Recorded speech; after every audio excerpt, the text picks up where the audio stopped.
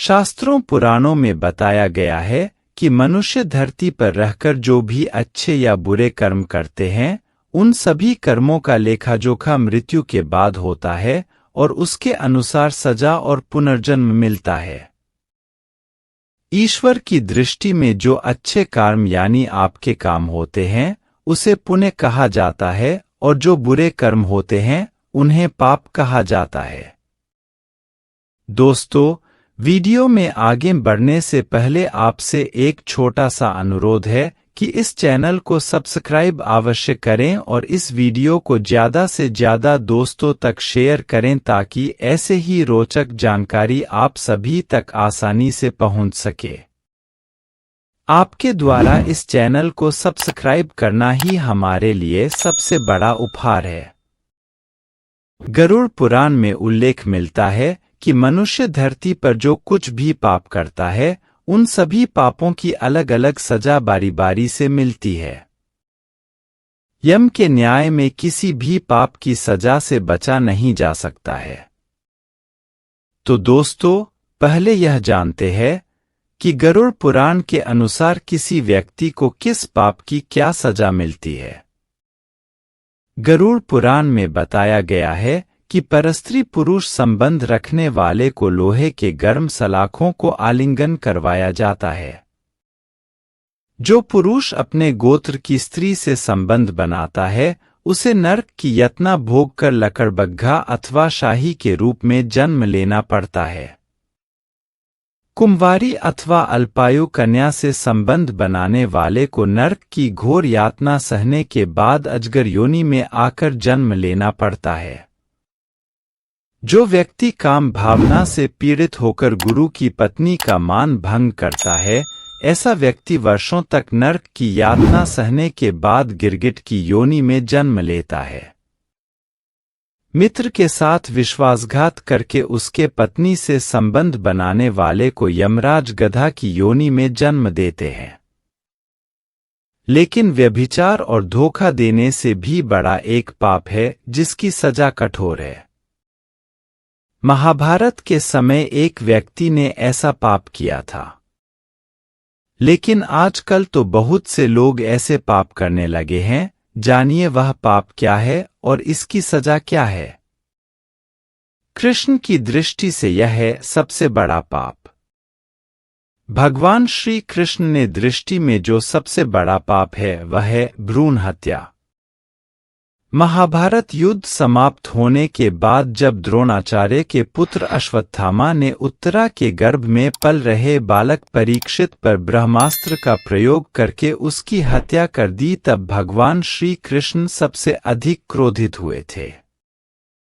श्री कृष्ण ने उस समय ही यह घोषणा कर दी थी कि अश्वत्थामा का पाप सबसे बड़ा पाप है, क्योंकि उसने एक अजन्मे बालक की हत्या की थी। श्री कृष्ण ने इस पाप की सजा स्वयं अश्वत्थामा को दी थी।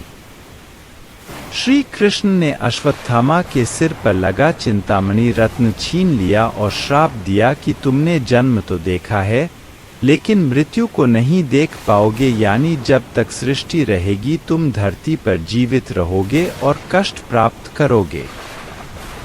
भ्रूण की हत्या करने वाले के लिए सबसे कठोर सजा निर्धारित है और ऐसे व्यक्ति को कई युगों तक इस सजा का दंड भुगतना पड़ता है।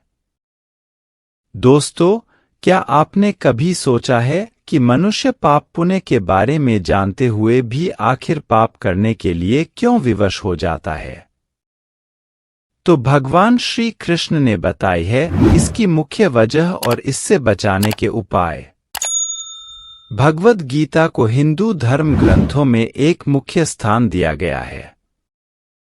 गीता का उपदेश भगवान श्री कृष्ण द्वारा अर्जुन को युद्ध की भूमि में दिया गया सर्वश्रेष्ठ ज्ञान है। इस ज्ञान के द्वारा ही अर्जुन को सही और गलत के बीच का अंतर पता चल सका और इसी के आधार पर अर्जुन ने युद्ध में विजय हासिल की। महाभारत के युद्ध में भगवान श्री कृष्ण अर्जुन के सारथी बने और अर्जुन को गीता का उपदेश दिया। यह उपदेश जितना उस दौरान प्रासंगिक था उतना आज भी है, क्योंकि आज के समय में मनुष्य का जीवन ही एक युद्ध बनता जा रहा है।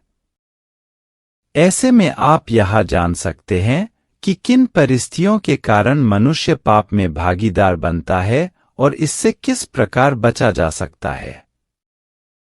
भगवद गीता के अनुसार अर्जुन ने भगवान श्री कृष्ण से यह प्रश्न पूछते हैं कि मनुष्य न चाहते हुए भी बुरे कर्म क्यों करता है, जिसके उत्तर में भगवान श्री कृष्ण कहते हैं कि मनुष्य की वासना और निहित स्वार्थ के चलते ही वह पाप करने के लिए विवश हो जाता है।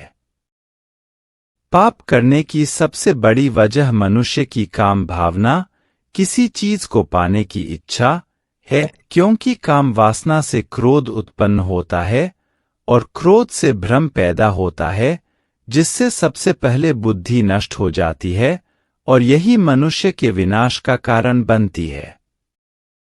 भगवान श्री कृष्ण आगे कहते हैं कि जिस प्रकार धुआं अग्नि को ढक देता है, ठीक उसी तरह काम, मोह और वासना भी मनुष्य के ज्ञान को ढक देती है।